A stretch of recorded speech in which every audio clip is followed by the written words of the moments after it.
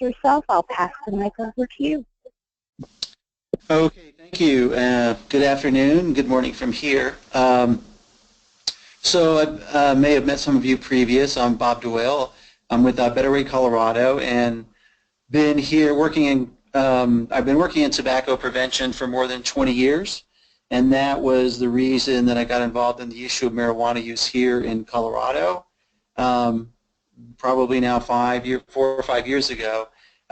This is obviously the, as I say, the tobacco industry part two. They're using the same strategies the industry used to try to normalize tobacco, same strategies to use to normalize marijuana. So, yeah, unfortunately, you have what are the beginnings of a Pandora's box now with medical marijuana, and I would encourage you. So, my thoughts are just to kind of, when I looked at the PowerPoint, to get a little bit of an overview of your law, and so. I guess the key messages, and I think many of you know what to expect, is that this now opens the door greater to the marijuana lobby to kind of be involved and active all over your state, especially if you have the ability, it appears you have the ability for local communities to not allow this to come in. And so, as you know, about 3/4 or about 70% of our communities have not allowed recreational in. But when medical appeared in Colorado, there really was no pushback and no education that went on, and we suffered because of that, because as we know, this is really just a first step towards legalization. So I would, this is the beginnings, the industry now has the door open, and so they're going to run fast. So I guess that my simple messages would be several. One is that as a public health professional, and as medical professionals, I think we have to stop using the word medical. This is not how we do medicine.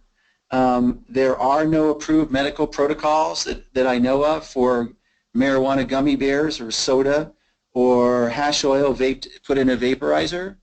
So I would call it perhaps a marijuana use permit program, or I would do as much as you can to get people to stop saying the word medical, because the medical connotes that this is somehow a medical process, this is a prescription, this comes with a dosage, with a duration. And so I would also, I'm not sure how ethically or legally your pharmacy board and others will establish medical protocols for marijuana, but I would strongly encourage you as a coalition to begin to organize the medical community to push back against a process that really is not how we do medicine, and push, as I've tried to do here, for people to present the data to say that what is the disease a gummy drop is going to address, what's the dosage, what's the duration, what's the counterindications, press for the medical protocols, which don't exist, for everything they're going to address, to help shine a light that this is really not a medical process. And so you hopefully will have people in medical field and public health field that are concerned about this, and begin to educate people about marijuana, educate people in all your communities about what I say the difference between cannabis-based medicine, which is medicine that's done, as we are now looking at with the kids with epilepsy and the use of Epidiolex, which is we have clinical trials going on to determine if if the medicine is efficacious, what the side effects may be. That's medicine. This quote dispensing marijuana through stores, which will have no dosage and no duration, and dispensing, what up to, I'm not sure what your potency is, 35 to 70, up to 60%, whatever it is. That's not medicine. That's not, I don't walk into, as I say, think of this, if this was a the state had established a new pill regimen that you're going to dispense pills to people of any age that a doctor says can have pills for whatever disease, but you have no data to say that pills, how many pills, what kind of pills are going to be used for each of those diseases. My guess is the FDA and your pharmacists and your physicians would be outraged and hopefully block it. And I think keep a medical and public health lens on the entire process, and don't believe you have to accept what has been passed in the bill as medicine, because it's a relatively somewhat simple message, but really critical to moving forward. I would also recommend that you, and Jen and Paula can speak to this in great detail, and they have great experience doing this.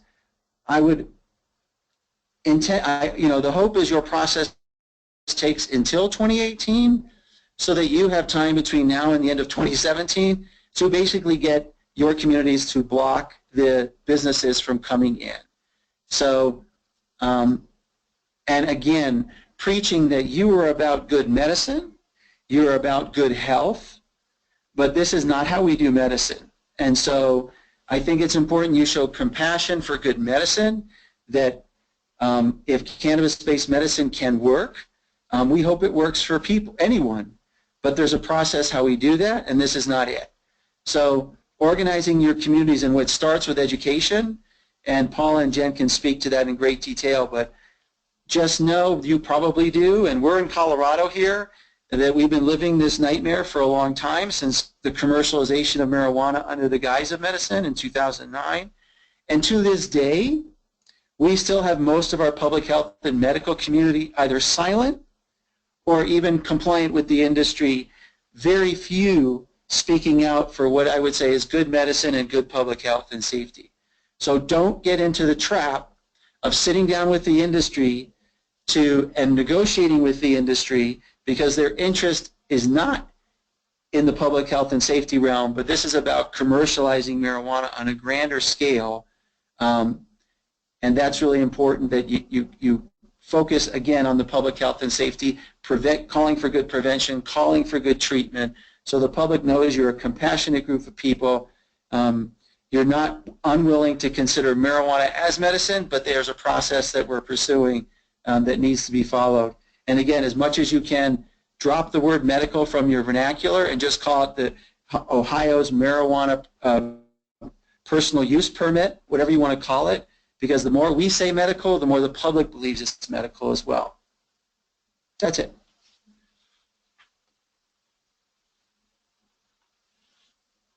So I'll go ahead and jump in. I'm Jen Shepard, and many of you may have remembered I got to spend the last year in Ohio to be closer to family, and I got to share a lot of my Colorado experience with you. So life has actually taken me back to Colorado, so I'm back here in the trenches.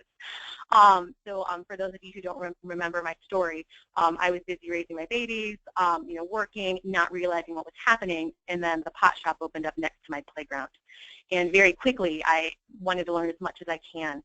And even still today, so like 4 years later, most people still don't have an understanding of what marijuana is. They really see it as, again, the industry has done such a great job in Colorado as far as touting it as healthy, touting it as medicine, touting it as organic, it's better than alcohol. And as they've said that over and over and over again, when you hear something long enough, you begin to believe it. So as we continue to go out, our job is to educate still our communities about, hey, these are the harms of marijuana use. And even more so, not just the harms of marijuana use, but here's how we got here. We were very misled at the polls. It's not a very trustworthy industry. They have their lobbyists, and they shoot down any opportunity that we try to go out and do prevention or advocate for health for our communities and our kids. So it's so important to educate on both sides. Again, back to how successful prevention of tobacco was not only about the harms of tobacco, but also learning about the deviousness of the industry. So the biggest thing is, again, getting out there and educating your public, telling them the truth, telling them the facts, because the industry is out there already, and they're going to give their side. So if they never hear anything else, that's the only thing that the public believes, and then they get into a place of apathy. I wanted to share a little bit back to kind of, so we also have medical as well. I mean, our medical marijuana, again, the advertising, there's chicks in bikinis on the corner advertising medical marijuana in some of our communities that have not adopted recreational. And another piece that I wanted to share, again, back to the concern of red card. So in Colorado, the medical marijuana card it's the red card, and it's the age limit is 18. Well, our 18-year-olds, you could go to a van in the parking lot of a grocery store where a doctor who has sold out to the industry would issue red cards for anything from a broken toe to a headache. Again, it was so easy for our kids to get the red cards at the age of 18 and then get marijuana and then share it with their friends and their families. So, I mean, my big thing, again, back to educating your communities and also getting to your elected officials. Again, back to, as we've tried to do work in our communities, a lot of our elected officials, some of them use marijuana, some of them are very, they hold hands with people in the industry. So therefore, they're very influenced by the industry, whether it's on a personal level or on a financial level. So again, the sooner you can get to them and educate them on the truth and the harms and sharing the data that's coming out of Colorado, the better you're going to set yourself up to prevent and try to keep this from damaging your beautiful state.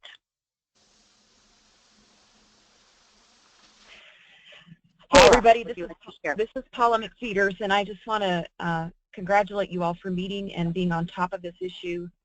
As Bob and Jen have so eloquently addressed the problem that we face here in Colorado, I really do want to encourage you that knowledge is power, and I think that's what we want to give you is our perspective. I come from not a public health perspective, but really public policy. My background is in political affairs. I have worked in different fields in terms of politics, and what horrified me and what horrifies me still is what Jen alluded to, how the political process has been hijacked by the marijuana lobby. I'm a working mom. I have 2 boys. And what awakened me to the problem of this issue is that in my community of Pueblo, Colorado, our county commissioners opted us in without any public discussion, without any public town halls. Nothing was done. It was all done in secret and in darkness. And it wasn't until I was driving down a familiar road in my little community where a retail store opened and my son questioned me how that happened. And I had to go back and say, how did that happen without any public discourse? I got here because of that moment with my son. I told him I didn't vote for legalization. It doesn't make it right and it doesn't make it good, but yet there's a store in my community less than a mile from his school. That is what spurred me into becoming a marijuana educator. I don't have a background in public health. Bob has been very helpful to me to understand the issues of marijuana. I've spent 2 years studying how horrible marijuana is. I've known of it my whole life, but frankly, until I began to investigate what this product is, and as Bob alluded to, it's not medicine. It is a drug that has no parameters in terms of dosages and limits, and they want to use medical marijuana as the camel's nose in the tent, frankly. Once you get that in, what I'm dealing with in my community of Pueblo, Colorado, Pueblo County, Bob alluded to it, 72% of Colorado has opted out of legalization. In my community, we are 100% in, and medical and recreational have become one in my fight to opt out of just recreational. They are using the guise of medical. They are using veterans issues to now cover the fact that we need retail. So I just want to warn you about the importance as public health leaders to speak to the public about what this product is, because as Jen alluded to and Bob's alluded to, what we're living with in Colorado is not what was advertised in 2012. It's not what was advertised when Amendment 20 was passed for medical. And most folks I know, if they could take their vote back today, they would. But the industry fights hard, they play dirty, and they give big money to your elected officials. So you need to really be in the room, at the table, and making sure your elected officials hear you as well. So that's my message. We're fighting hard in Colorado. We aren't giving up. We love our state. We want to take it back from an industry that only wants to make money. And we don't want you to live with what we're living with here. So I just want to encourage you today to do the good work you do. I appreciate the time. I have just a few minutes before I have my next appointment to go to, but thank you for the opportunity. Thank you to all of our speakers for sharing today. We have a bit of a playback over here, so bear with me as I pose questions for you. A lot of what you shared discusses the importance of community awareness and education. And I think here in Ohio, we've done a lot as coalitions and as professionals to educate people, to get the message out, to try to understand what is actually coming on the market. As we look at the implementation plan in Ohio, the commission is going to be putting together guidelines on how this looks, how many licenses, what types of communities, and how it's going to function. Who has been the most important champion that you've seen in Colorado to make inroads into some of these conversations and be in the room at the table?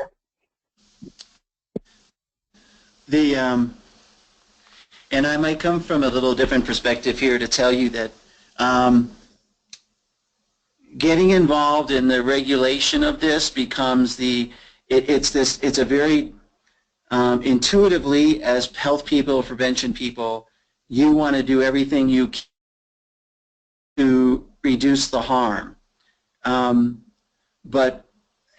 from the very beginning, my own and the coalition that we have, we said from the very beginning we will never be at the table with the marijuana industry, because I have seen firsthand how they will use you sitting at the table with them for every future policy, public relations activity they do. Not all of them, but many of them.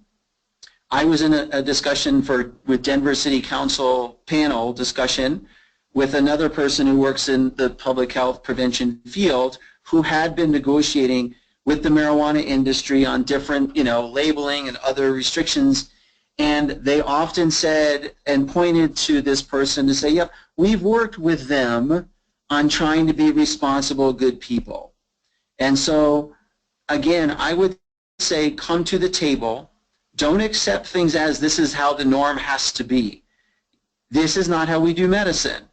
And we will, no one is going to be able to demonstrate to you a medical protocol that's been established through, unless they're dispensing FDA-approved medicines, which then, there's a process for that. So the trap can be, and the time, I'll call it, for lack of a better term, and excuse the language, but a time suck will be a lot of this attending hearing after hearing after hearing, and then it, quote, becomes a compromise between public health people and the marijuana industry to the public, and here's what we have now.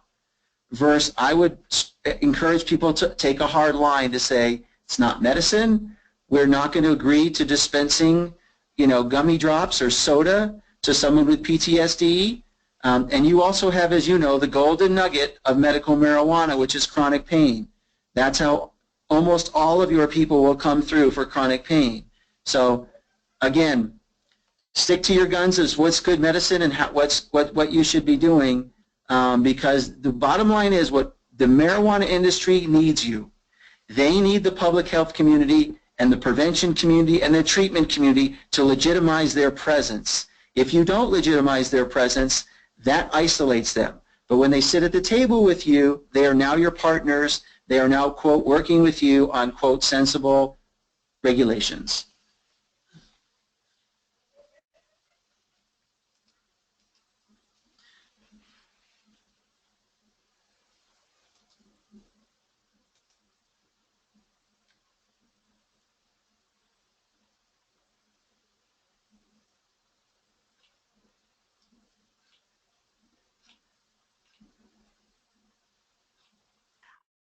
Hello. We're still here. I was taking questions. Thank you very much for responding. One of the questions in the crowd is about any indication of pushback or repealing the presence of some of these dispensaries and that sort of a thing. And if that is the case, what were some of the first steps taken? This is Bob, if you don't mind, I need to run to my next appointment. I just wanted to address in our community, the pushback that we have seen has been citizen-driven as a result of community involvement and facilitating education. That's what I've been working on for 2 years. Right now, when you talk about a champion message for our pushback in Pueblo, we are going to vote on opting out of retail, hopefully in November. What has been the biggest plus for us is getting our local hospitals on board with us. We had a press conference with our 2 major hospitals and a community health center. and we've had doctors that have come alongside us. So I would say, from my perspective, a pushback is really important if you have your grassroots involvement of people and the medical community. In my community, people listen to doctors. They like physicians and nurses, and that message has been very, very powerful. So that's what I would say if you're going to start a pushback. You need a community that is engaged in what's happening and educated, and then you need your medical people to come alongside. Your law enforcement, again, is also important. And Bob, I need to run, so if you could add to what we've been doing in Pueblo, any other questions, I'd appreciate it. Thank you all again for your time, and I wish you well in Ohio. Maybe someday I can come see you. Thanks. Bye. Thank you very much. Yeah, just to summarize what Paula said, and Jen, that where we have had communities block medical and or recreational is really at the grassroots level. The experience with, and this is our experience with our history of tobacco prevention, the marijuana industry pretty much controls our state legislative agenda. So there's been more grassroots efforts, and Pueblo will be the first community to close their recreational businesses.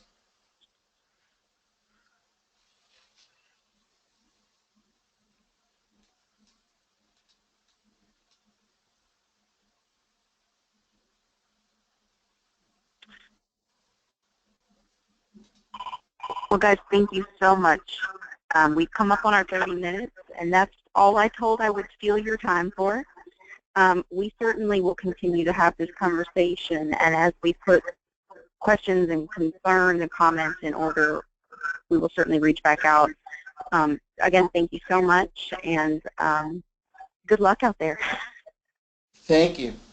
Thank you. Good luck, too. Keep up your great work. Have a great night.